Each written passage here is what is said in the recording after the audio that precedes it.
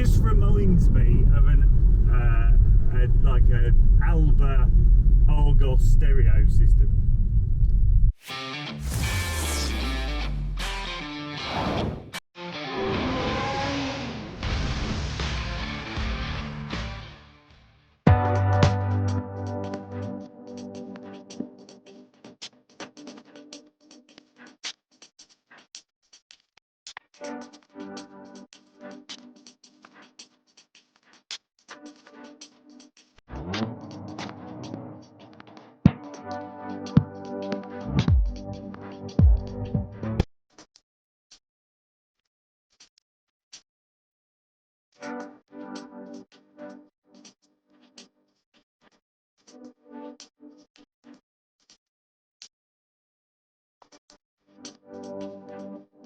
So tell us all about the way it looks, the way it feels. I like it, even though it does look like an EV, because it's like the normal Kona has like a grille. I know some manufacturers like MG and people have made their grills look different depending on whether it's an EV or not. But actually, I think it suits it. It's a bit like Nissan Duke-like, maybe what I would say. The rest of the car, I like it in this colour. I actually quite like red cars. My wife hates them. Wheels are horrible, like all EVs. No one makes a nice wheel, apart from maybe Mercedes. As for the rest of it, it's a car. I quite like the sporty look of it though. It is a bit sporty, like it's got these bits here, which are like go faster bumpers. They're in the wrong place. The trouble with this car is going to be, is the demographic of the people who tend to buy this car are probably old people. So they are not going to like that bit of bumper that sticks out there. That is asking for Morrison's crash posts, isn't it? We are now driving the Hyundai Kona. It's a kind of mid-range family car, much the same as the MG, but Hyundai probably more expensive. My initial thoughts is feels sort of typically sort of Korean, quite hard plastics. Interestingly, the ride in this is a bit crashy to the point, I think you just commented before we came on air. Yeah, so my opinion on this was that when we've driven this same route of other EVs, you don't feel the road, you hear it, but you don't feel it in the bumpiness and the crashiness, like James said. The way this feels is like my 2008 Corsa, where you feel each bump and groove in the road as you drive along it. It's similar to that. You definitely feel it a bit more. The thing that stands out in this car though is the ride. I wonder if it's going to pick up on the camera because I'm vibrating more than normal currently. Really? Well, yeah. We'll soon find out. I can you will see where the gimbal can. Yeah. And this thing's meant to like handle. Like you can walk on it and you won't even tell. You can even do a bit of running to some degree. Really? Yeah. Okay. It's still pretty smooth. We just joined the motorway and we're going up. This has lane departure assist and lane something stay in your lane, which when you go near drift towards the thing, it actually steers against you and starts beeping at you. I think I've just unnerved the BMW that was overtaking us. That's a white BMW as well, and you know they're going to be pissed off. So we're back on Haldon Hill, the car breaker. The interior I don't really like. I've come to that conclusion. It looks a bit cheap, and that's actually in comparison with an MG. The finish of the MG isn't bad, is it, when you compare it? Look at this weird, this is it steering to keep you in lane. It's really horrible. Oh God, turn it off. I have turned it off because it is really horrible. Can you turn it down? No.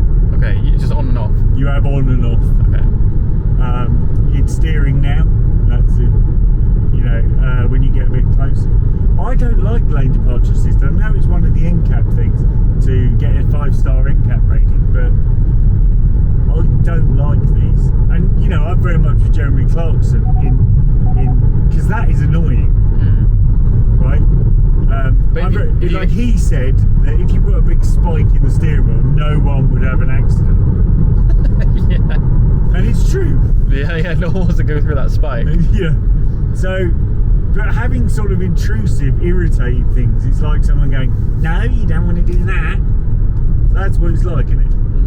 True. But if you indicate, it doesn't do it, does it? I don't know. No, it turns it off. Yeah. But if you're on a road and there's no other cars, there's no requirement to indicate. So you find yourself indicating at times when you don't actually need to indicate. So one of the features it's got is regenerative braking, which you can adjust the level, much like the MG, which we didn't actually test particularly. We drove most of that in Eco. So this is a full version, so we're driving at 63 mile an hour, there's no one behind us. And it like literally feels like you've put your foot on the brake. You're actually forward in the seat, and it slows you from 60 to 40 pretty quickly. So if we go down a level, we'll go back up to 63 mile an hour. Still no one behind us. Come on, we're 63, and then we go off. It's much less, isn't it? It doesn't feel quite so intrusive. Yeah, it doesn't feel like it doesn't feel like you've stood on the brakes. No, it's almost like as if you took the gas off going up a hill. Yeah. A little bit. Maybe, that's right. A steep hill though. And if we go down, to the annoying tweeting sound. So anyway, we're going downhill. There's almost nothing. It just rolls down. It's only lost 3 miles an hour being on the minimum setting going down a hill. I really find the lane departure thing annoying. Anyway, we're going to now go on to handling, and this is a particular bit of road where it's 70 miles an hour and it's got deviation signs. I'm not really sure why the BMW has slowed down quite so much in front of us. He's obviously scared. Yeah, he's scared of the corner. Scared of the Kona? Scared of the Kona. So if we just accelerate up here, it is raining, so I will be obviously be here. But obviously on a fairly slippery surface like this, it's comparable to most of the cars that we've driven. We're doing 68 mile an hour. We can go around each bend without a drama. Yeah, it feels tight. Given the slightly crashy suspension, it is more taut. It's got less body roll. So actually, as a driver's car, it's not necessarily a bad thing. So on this longer bend, doing 70 mile an hour around it, it's definitely a really taut kind of drive. You don't feel like it's feels solid. Yeah, and interestingly, like quite a lot of the vehicles doing this, I get quite motion sick. So like any sort of jarring motion like that would make me a bit uneasy. But that was okay. And that's actually a really good test for me to know that I can be not driving. So consumer advice, if we're talking about consumer advice, we've established that the Kona doesn't make you sick. No, so there's like sensitive sensitive stomach doesn't want to throw up going around bends. Yeah. I do have That's good. That's really good advice. Tender tummy is okay. Tender tummy. The regenerative braking has actually made me think about something, Tom. Whether driving an EV, and particularly one where you can adjust the regenerative braking, is actually a really good feature, but it sort of changes the way that you drive. So like every time you get to a hill and you might back off the throttle, all you do is change the regenerative braking.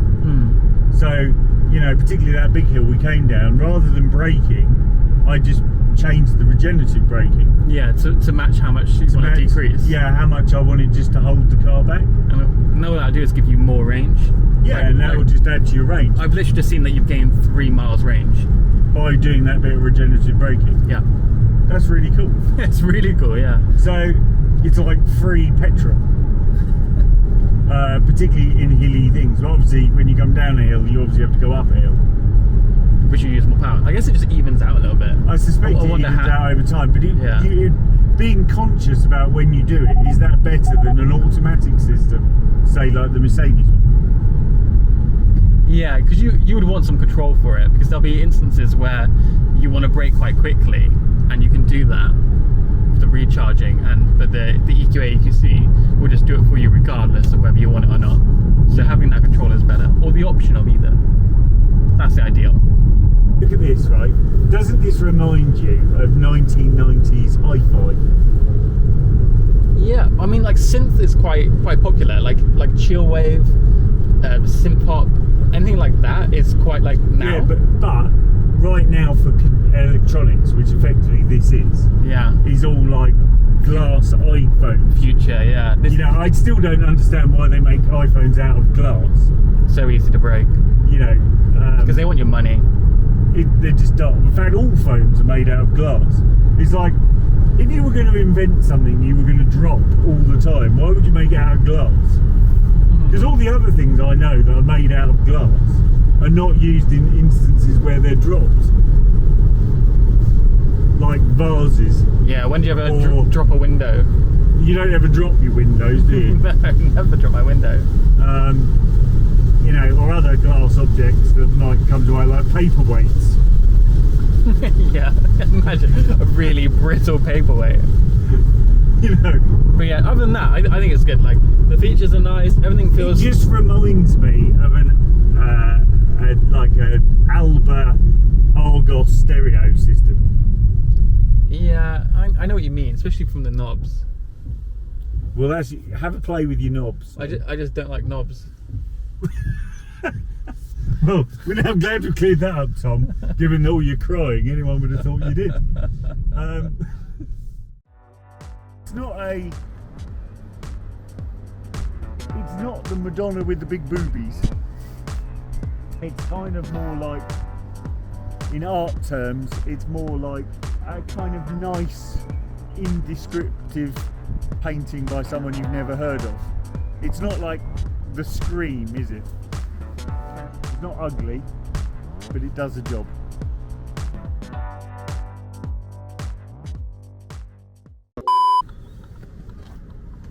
Open the boot!